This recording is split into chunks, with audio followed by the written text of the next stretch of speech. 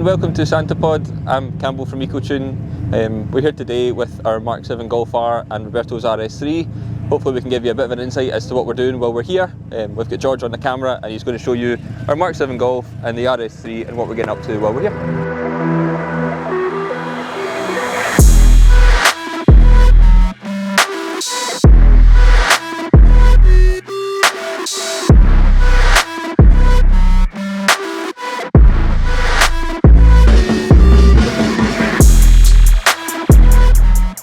So we've kept the project really quiet, to be honest, and this video will go out after it, so edit it if we don't do it. But really today we're going for the overall world record. There's no ifs, no buts. We're here to take the world record, and if we don't, then good, we know what we need to learn. If we do, then fantastic, job done, move on to the next project. But right now, that is definitely going for the overall world record on a golf.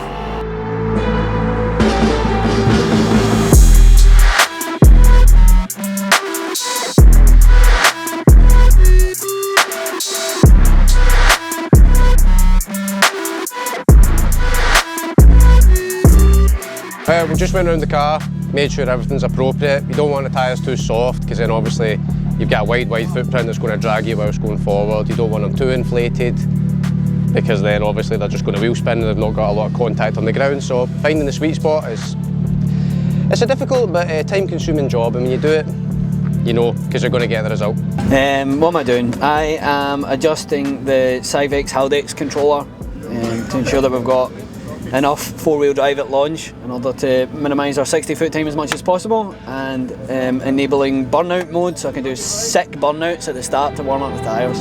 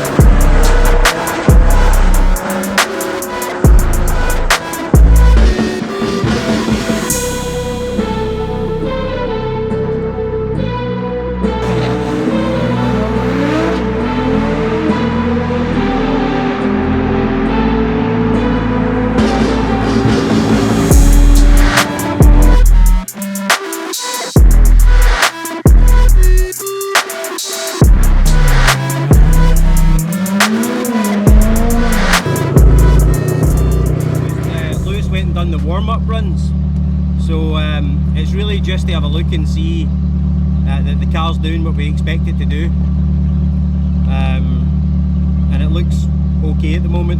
There's nothing that appears to be out of the ordinary, so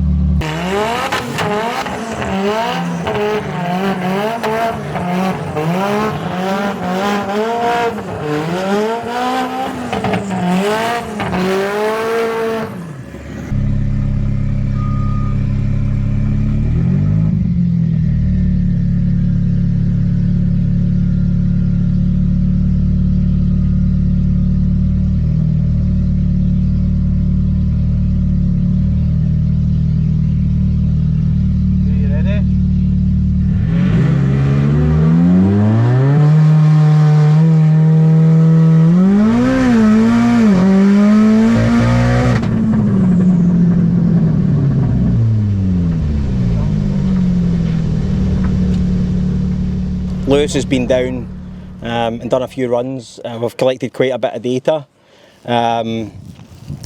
It's not really going according to plan, to be fair, but I think with a few adjustments, I can see that the problem here is the limitations of the transmission. This car, this is the transmission that we had in the car when we did the stock turbo world record, and when we did the hybrid turbo world record, the stock engine world record.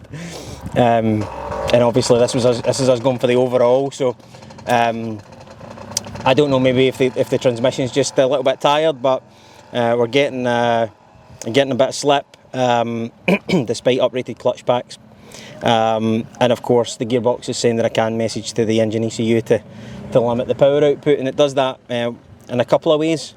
The way that it's doing it at the moment, there's fast path and slow path torque reduction, so In a situation like that, it will use the fast path torque reduction, and it will either retard ignition timing or it will disable cylinders. The quickest way that it can reduce torque is quite simply to cut the fuel on the cylinders, and you remove 25% of your power. So that is what's happening right now. So anyone that sees the car going down the strip will see it, Lewis backs out. Of course, he thinks the car's misfiring and he's in the driver's seat, but what it's actually doing is it's just saying, hang on a wee minute here, if you keep behaving this way, you're going to break something. So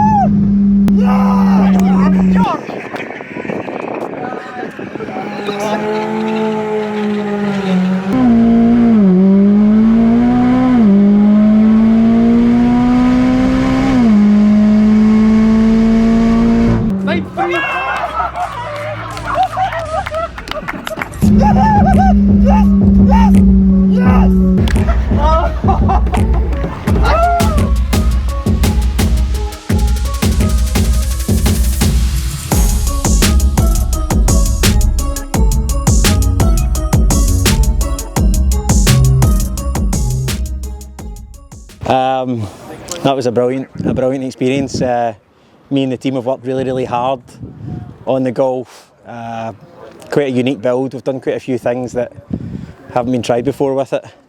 There was nowhere to really test the car in this setup apart from here, so we didn't expect things to work out the way that they have, but pleased to say that we've just achieved 9.3, I think at 150 miles per hour on E85 all boost, which is, as far as I'm aware, is now the fastest 2 litre Golf R in the world. So many late nights, a lot of sacrifice has gone into trying to get this result. It didn't go according to plan most of the day. In fact, it was really not going to plan. We were having difficulties with the transmission because this car's equipped with the original DQ 250 gearbox, which is notoriously weak. And the car's, it's putting out over 700 horsepower at the flywheel, about 660 at the wheels, and it's a bit much for the stock transmission. So, but we got there. Getting logs throughout the day, we identified where we were not doing so well, improved upon it, finally seen what was causing our problem, fixed it, and we did a 9.4 and then a 9.3 afterwards. Both of them were we took the world record, which was an absolutely amazing experience, and then what was even better was that the team were walking back from the pits, and Lewis, who's driving the car, went back round for another run and achieved a 9.3 immediately after the first one, while we were all standing together. I'm sure, George, you've got a bit of footage on that of us all jumping around. So a really magical experience when you sacrifice and work so hard, and people don't see the 2 AM finishes and everything that goes into these kind of developments, but when it doesn't go according to plan all day, and then that happens at the end and the whole team are here, it's a pretty special thing to happen. So I hope you enjoy the car when you watch the video.